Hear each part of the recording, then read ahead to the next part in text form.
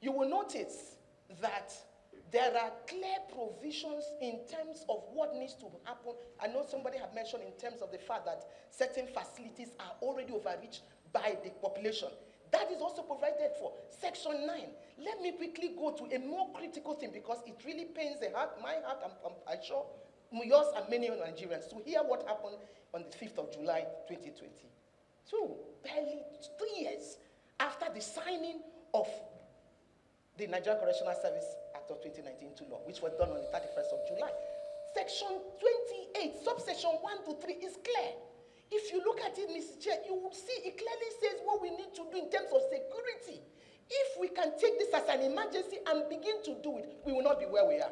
Now, finally, because you already have the submission and I can go on and on, but finally, if you look at the whole of part 2 of the Nigerian Correctional Service Act of 2019, it's all about non-custodial measures. Section 34, 7, sub 1 tells you the 5 options.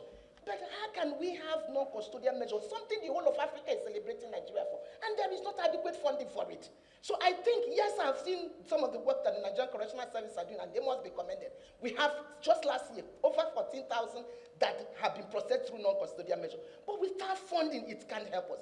My final comment is this. There are 3 major categories of people who we find in custody. And it's important that we remember it each time we think about these issues. 1, those who are innocent, they have no business being there. We must do everything to make them go out. Secondly, the minor offenders. Those minor offenders, we need to find very practical ways, including non-custodial, to deal with them. Thirdly, those who are hardened criminals. And each of these categories, even if it's 1 day, 1 hour you spend in custody, you will have problem because of socialization into criminal life. And we know it is not only correctional service that have detention facilities.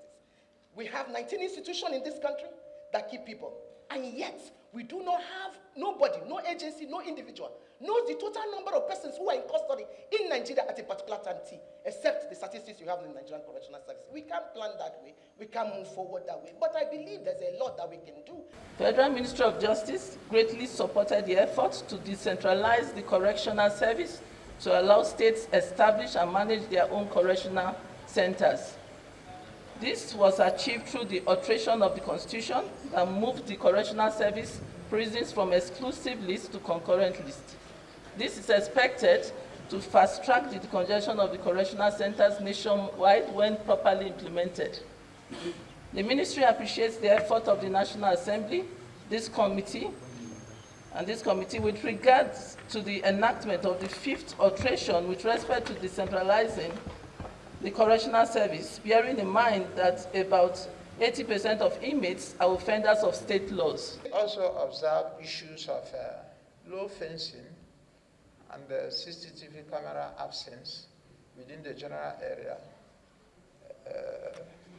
These are some of the things that we observe, and we are unable to, these things we are unable to be put in place before the incident, and I want to believe that these things would have assisted the guards to know what is happening, possibly to see how these things can be assisted. However, on our own parts, the troops tried their best by returning fire to the Boko Haram terrorists on their arrival.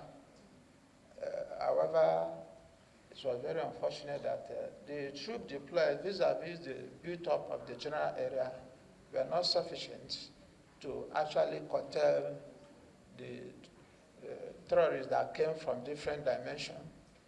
And it became a challenge because we are deployed in so many IS operations, and we could not deploy more to assist the correctional center. However, I want to believe that efforts have been made to see how we can improve on the security challenge that's been confronting the correctional center. We want to find out there is no any sign to show that the military men are on duty from our own constitutional mandate on our oversight when we get to that place. Because we saw where the military people stationed their vehicle, where the police stationed their vehicle, and civil defense. and there is no any act of exchanging of bullets or anything. They just went straight and break the Kuje prison, and those inmates escaped. We know what the military can do, but you have told us now that maybe during the time of election that your people are not. But if your military people are on duty, what did they do to secure that correction service? We want to know, what did they do to secure that correction service? We have so many intelligence in this country. Are you telling us there is no SSS intelligence report? Are you telling us there is no from National Security Advisor report? If there is, why is it that measures are not taken before the occurrence? Because we know at any time that the military people are willing to do their work, they do it diligently. Because you are signed by the Constitution of the Federal Republic of Nigeria to protect life and security. So, life and property.